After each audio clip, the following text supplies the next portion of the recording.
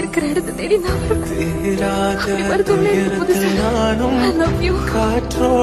நருடோவில் ஒபிடோ உச்சிஹாவின் கதை மிகச் சோகம் நிறைந்தது. ஒபிடோ சிறு வயதில் நருடோவின் அப்பா மினாடோ இருந்தார். இவர் ரின் என்ற பெண்ணை காதலித்தார்.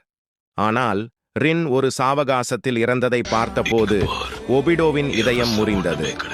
இந்நிலையில் அவர் மதரா உச்சிஹாவால் மோசமாக்கப்பட்டார் மற்றும் அக்காட்சியின் பின்னர் அவர் ஒரு தீய நாயகனாக மாறினார்.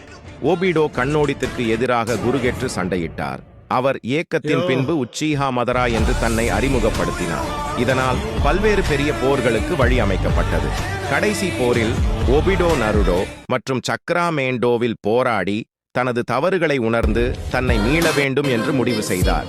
அவர் தனது வாழ்நாளின் இறுதியில் நருடோ மற்றும் சாஸ்கே ஆகியோரை காப்பாற்றினார்.